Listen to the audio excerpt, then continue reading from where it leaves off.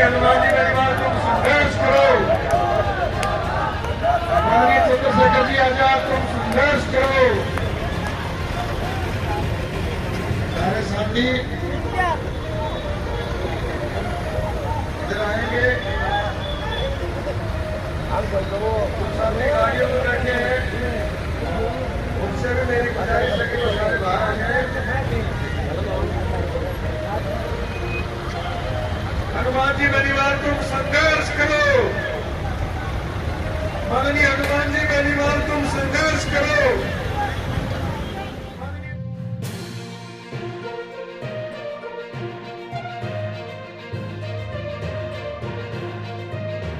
तीसरी ताकतें काफी तेजी से उभर रही है।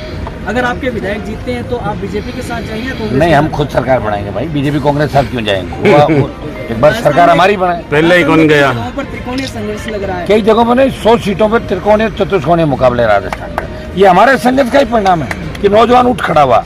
अगर कोई निर्दलीय भी लड़ रहा है, कोई दूसरी पार्टी से भी लड़ रहा है, या अपने खुद के हिसाब से लड़ रहा है, वो भी आरएलपी एसपी गठबंधन और इनके संघर्ष को देखते हुए खड़ा है निर्दलीय। पहले कांग्रेस बीजेपी ही चली थी हमारी। 200 सीटों पर लड़ रहे हैं आप। 150 के लगभग सीटों हम दोनों लड़ रहे हैं मिलकर।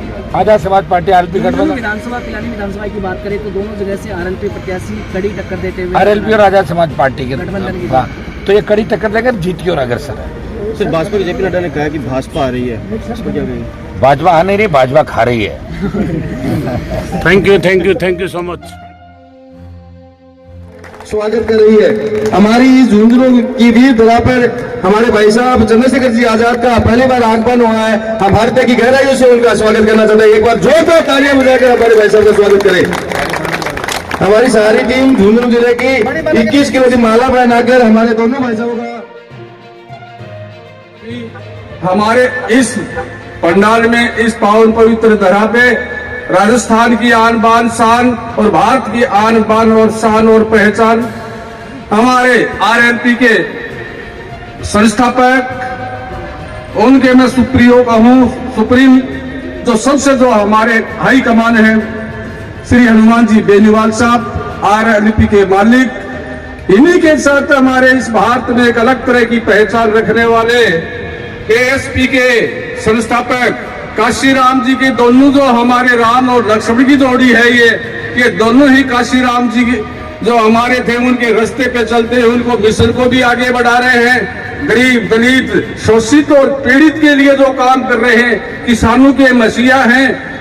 किसानों की कोई जात और कामगार की कोई जात एक ही है, केवल किसान वही हैं जो आपके साथ किसी तरह का अन्याय अत्याचार किसी भी तरह का जो हो रहा है उसको दूर करने के लिए और मात्र कम समय में लेते हुए सीधा ही मैं इनको श्रीमान जी को यहाँ मंच के लिए आवेदित, मंच के संचालन करने के लिए जो चला रहे हैं वो करेंगे। मैं 3 बात साथ की नजर में डालना चाहता हूँ श्रीमान जी से कि यहाँ जो सबसे बड़ी जो समस्या इस समय झेल रहे हैं वो पानी की समस्याएं हैं। उनके बारे में निश्चित रूप से आप कुछ न कुछ ही जनता को आश्वस्त करेंगे। बेनीवाल साहब और शेखर जी, आपके बिना इस पानी का कोई रास्ता वो नहीं निकलेगा। दूसरा, मैं आपसे निवेदन करना चाहूंगा कि यहाँ एएनएम और जेएनएम वगैरह जो थे कोरोना काल में लगाया था और माननीय मुख्यमंत्री जी ने उनको आश्वासन दिया था कि हम आपको ज्वाइनिंग कराएंगे, आज तक नहीं दिलाया। और तीसरा, मैं निवेदन करूंगा, शोषित अन्याय जो जितने भी हो रहे हैं आप ही इनको भगा सकते हैं। जो प्रशासन हम पे भय पैदा करता है उसको आप ही दूर कर सकते हैं। मैं पुनः आपका स्वागत करता हूँ और अभिनंदन करता हूँ। आप सब आए, आपसे भी एक अपील करता हूँ, निवेदन करता हूँ कि माननीय राम और लक्ष्मण हनुमान जी बेनीवाल साहब और शेखर जी आए हैं। आप उनका मान और सम्मान, मेरा भी मान और सम्मान आप बढ़ाएंगे और बोतल के निशान पे अपना मत देकर मुझे आप और हनुमान जी का और चंद्रशेखर जी का जो विश्वास है उसको नहीं तोड़ेंगे। इसी के साथ धन्यवाद, बहुत बहुत धन्यवाद। छोड़ गया मोदी को, वो सब लोग प्रणाम करके मंचों से धक्के खा के नीचे खड़े रहते हैं और आपका भाई खुद जयपुर में बैठ के टिकट बांट रहा था। वो चिंता कर रहा था कि कोई किसान का बेटा चुनाव लड़ने से वंचित तो नहीं रह गया, कोई शोषित पीड़ित चुनाव से वंचित तो नहीं रह गया। तो पूरी ताकत के साथ गहलोत की सरकार से लड़ रहा है। तो पेपर लीक की घटनाएं, परीक्षा में पारदर्शिता और बजरी माफिया के खिलाफ जैसे जंग लड़ी राजस्थान के अंदर, जैसे सामंतवादी ताकतों को राजस्थान में कौन जा पटका? वो हनुमान बेनीवाल है जिसने अपना जीवन समर्पित कर दिया आप लोगों के लिए। उठो, अपनी ताकत को पहचानो, नहीं तो मजबूत नहीं कहेंगे लोग आपको। मजबूत जब ही कहेंगे जो राजनीतिक रूप से मजबूत होंगे। मजबूत वही होते हैं जिनके विधायक जीत के जाते हैं, जिनके सांसद जीत के जाते हैं। तो लोकतंत्र के अंदर जिन सर गिने जाते हैं, लोकतंत्र के अंदर जिन इलाकों से मजबूत योद्धा जीत के जाते हैं, वही इलाकों का विकास करते हैं। पिछली बार आपके पिलानी का एमएलए जो था, मुझे तो पता नहीं कौन एमएलए था, हमने तो कभी नाम नहीं पढ़ा उसका। उससे पहले जो था वो कौन था, इससे अब आप बढ़ाने जा रहे हो वो कौन है? कहाँ खड्डे में वोटों को डाल रहे हो बताओ मुझे।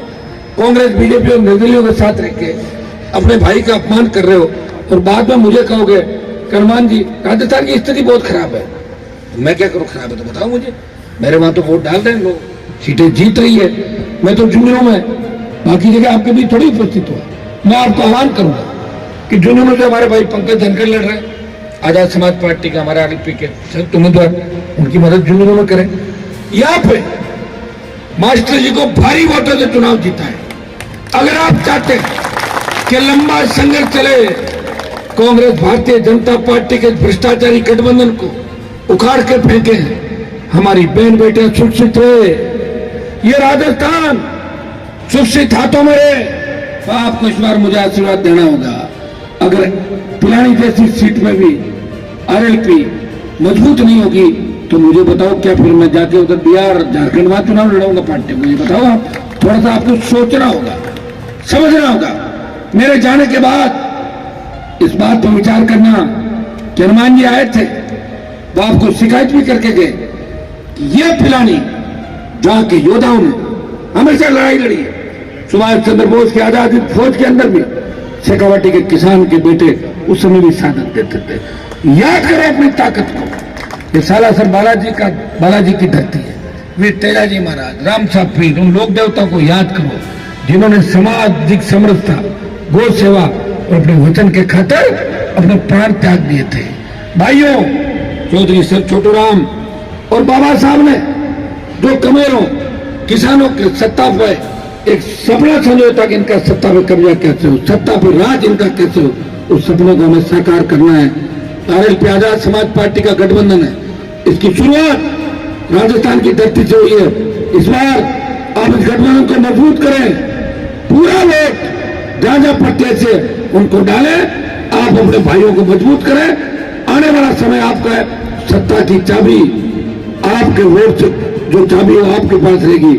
सत्ता का विधानसभा सचिवालय का ताला आरएलपी गठबंधन की चाबी से खुलेगा। इस बार न कांग्रेस की आंधी चल रही है, न भारतीय जनता पार्टी की आंधी चल रही है। आपने देखा होगा कि कांग्रेस और भारतीय जनता पार्टी की सूचियां अटक गई थी, जारी नहीं हो रही थी। डर था कहीं सूची जारी हो गई और कोई आजाद समाज पार्टी आरएलपी वालों ने टिकट दे दिया या कोई बात हो गई तो हम क्या करेंगे। कांग्रेस भाजपा के अंदर सबसे बड़ा जो खौफ है वो हमारे गठबंधन का खौफ है। वो रोकना चाहेंगे इस गठबंधन को, क्योंकि ये गठबंधन राजस्थान से हरियाणा, उत्तर प्रदेश, दिल्ली और देश की सत्ता के शिखर पर जाएगा। इसलिए उठो वीरों, अपनी ताकत को पहचानो। सबसे ज्यादा पढ़े लिखे इलाके के किसान के मेरे छोटे भाइयों, हरियाणा के लगते बॉर्डर के भाइयों, अगर आप नहीं समझ पाओगे, याद करो जब हरियाणा के अंदर जाट आरक्षण आंदोलन के अंदर आपके 50 बच्चों को भून दिया था गोलियों से, क्या खून पानी हो गया लोग? राजस्थान के लोगों को जगाने का काम कर रहे हैं। मैं तो हमेशा आपके बीच आता रहता हूं, जब भी कोई जुर्म जाति अन्याय किसान, नौजवान, महिलाओं, दलित पिछड़ों पे, आदिवासियों पे यहाँ होता है, मैं आता रहता हूं। और मैं अभी भी आया था झुंझुनू में, जब पंकज भाई ने बुलाया था, मैं फिर भी आऊंगा यहाँ। मुझे बड़ी खुशी हुई, दो चीजों की जानकारी यहाँ मुझे लगी। मैं सभी संतों, गुरुओं, महापुरुषों को नमन करता हूं जिनकी वजह से देश में लोकतंत्र आया और सामाजिक समानता के लिए संविधान आया, जिस संविधान की वजह से आज किसान कमेरों के बेटे भी आगे बढ़ने का प्रयास कर रहे हैं, जिसकी वजह से राजशाही टूटी और देश के अंतिम व्यक्ति के हाथ में ताकत आई कि वो अपने भविष्य का फैसला खुद करे। पहली बात यह है कि पिलानी शिक्षा की नगरी है, मगर शिक्षा का फायदा तभी है जब आप अपने अच्छे बुरे का फैसला सोच समझ के लो। आप शिक्षित होकर भी अगर अपने अच्छे बुरे में फर्क नहीं महसूस कर पाए, आपने जिम्मेदारी से काम नहीं किया और आप दुश्मन के हाथों का खिलौना बन गए, तो आपकी शिक्षा का क्या फायदा है। और दूसरी बात मुझे यहाँ पता लगी कि हमारे लोग इस वजह से यहाँ पीछे रह गए हैं कि उनका ट्रांसफर पोस्टिंग जो नेताजी करवाते हैं उनके हिसाब से काम करते हैं। ये लोकतंत्र आपको इसलिए मिला था कि जो फैसले आपके खिलाफ होते थे उन फैसलों का मुंह मोड़ के आप अपने बीच के लोगों को ताकत देके विधानसभा लोकसभा में भेज के अपने पास शक्ति अर्जित करो और उस शक्ति से अपने जीवन में परिवर्तन करो, आपकी जो समस्या है उनको खत्म करने का काम करो। लेकिन मैं ये देखता हूं जहां पूरे राजस्थान में इस गठबंधन से एक ऊर्जा पैदा हुई है, सिखावटी सीकर का क्षेत्र किसी कारण से भी पीछे है। उसका जो मैं सबसे बड़ा असर समझता हूं वो इस बात से है कि संघर्षों के साए में घनघोर जवानी पलती है और इतिहास उधर झुक जाता है जिस और जवानी चलती है। यहाँ का जो नौजवान है वो अपने पैरों पर नहीं खड़ा होना चाहता। हमारे नेता है मान्यवर काशीराम साहब, वो कहा करते थे कि दूसरों के महलों से अच्छी होती है अपनी झोपड़ी, वहां आदमी मालिक होता है। आरएलबी एसपी एसपी आप काबिल है, यहाँ मालिक है। कांग्रेस बीजेपी के पीछे लगोगे, चुनाव के बाद आपको घुसने नहीं देंगे दफ्तरों में, आपके काम को तो बहुत दूर की बात है, आपके आंसुओं को भी नहीं देखेंगे। आप अपने दल को मजबूत करोगे, आपका नेता मजबूत होगा और जिनका नेता मजबूत होता है उनके साथ समस्याएं नहीं होती।